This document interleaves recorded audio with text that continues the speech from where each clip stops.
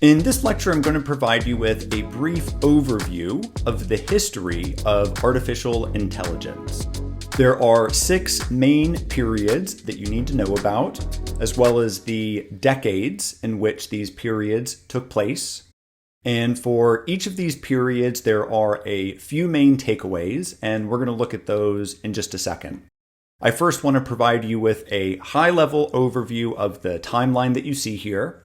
Throughout this lecture, we're going to be referring to AI summers and winters. And as you'll see in just a moment, a summer is a period of intense development, whereas a winter is a period of intense skepticism. So there's a lot happening during AI summers, whereas there's little to no progress during AI winters.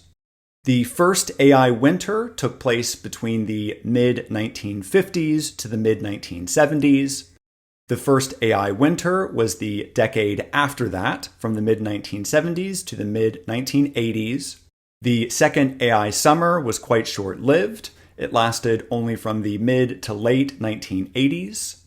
The second AI winter preceded that period from the late 1980s to the late 1990s. In the late 1990s, with the rise of the consumer internet, artificial intelligence experienced a renaissance known as the era of big data, and this period lasted until 2011. And the period in which we are currently is the AI boom, which began in 2011 and continues to the present. The history of artificial intelligence begins with the Dartmouth Conference in 1956. It is called the Dartmouth Conference because it took place at Dartmouth College, which is located in New Hampshire. Prior to the Dartmouth Conference, individuals that had talked about or experimented with artificial intelligence were spread across a bunch of different disciplines, including computer science, engineering, linguistics, and psychology. And so what the Dartmouth College did is it brought all of these disparate disciplines together in an attempt to establish artificial intelligence as an interdisciplinary field. One quotation that you need to remember comes from John McCarthy and others, and is as follows. Every aspect of learning or any other feature of intelligence can, in principle, be so precisely described that a machine can be made to simulate it. Again, the idea here is that researchers were capable of producing a machine that could demonstrate human intelligence. One notable product of the Dartmouth Conference is Logic Theorist. This was the first AI program purposefully engineered to perform automated reasoning. In addition to John McCarthy, 3 other individuals that you need to know about are Alan Newell, Herbert Simon, and Cliff Shaw. In short, the outcomes of the Dartmouth Conference that you need to remember. Number 1, the term artificial intelligence is officially coined at this conference.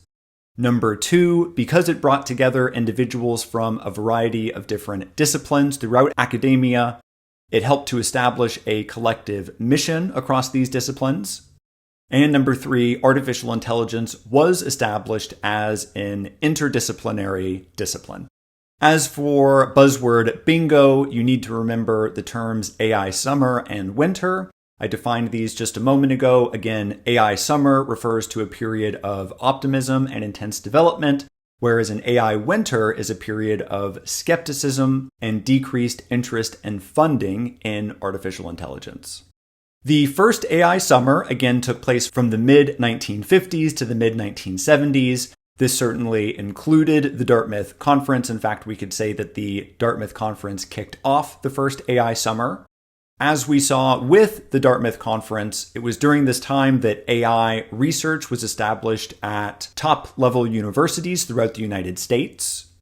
In addition to Logic Theorist, 2 other products of this period that you need to know about are Lisp and ELIZA. Lisp was the first AI programming language and was created by John McCarthy, and ELIZA was an early form of natural language processing, or NLP, and was established at the Massachusetts Institute of Technology. After the first summer, we then have the first winter, And the characteristics of this period are going to be skepticism and decreased funding and interest in AI. The second AI summer took place between the mid-1980s to the late 1980s. And the two contributions of this period are one, expert systems, which we discussed in a recent lecture, and number two, a Japanese fifth-generation computer system to develop AI. Again, remember, 10 miles wide, 1 inch deep. This is all you need to know about the second AI summer. There was then the second AI winter, and this winter occurred for two main reasons. First, expert systems turned out to be very expensive to maintain. Again, interest in artificial intelligence at this period tapered off, so there was less interest and funding for those expert systems. Also taking place during this period from the late 1980s to the late 1990s is the end of the Cold War. A lot of folks at this period believed that capitalism had won, that all nation states were going to converge around the West and learn from the West and embrace capitalism and free markets and so forth. And perhaps along with all of that optimism came decreased interest in trying to develop AI systems. From the late 1990s to 2011, we have a renaissance in interest in artificial intelligence. This period is known as the era of big data. Three important events that you need to know about. Number one, IBM's Deep Blue beat the world chess champion Garry Kasparov in 1997. If I recall correctly, I believe they had played before in 1996, but Garry Kasparov won that match. He did lose the next year in 1997, however. It is also during this period that the internet emerges as a consumer product. And with millions of people getting online during this period, we have the rise of big data. Specifically with regards to artificial intelligence, there are improvements in computational power and machine learning. And finally, we arrive at the present, known as the AI boom. This began in 2011 and continues to today. Three important events that you need to know about are, number one, the rise of deep learning.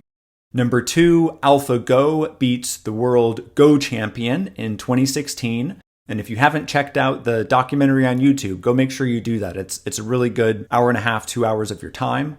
And finally, most recently, we had the release of ChatGPT 3 in 2022.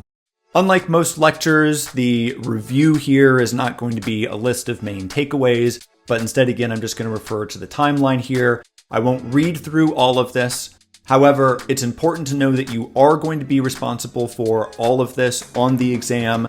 You need to know the 6 time periods here, and you need to know the main events for each of these periods.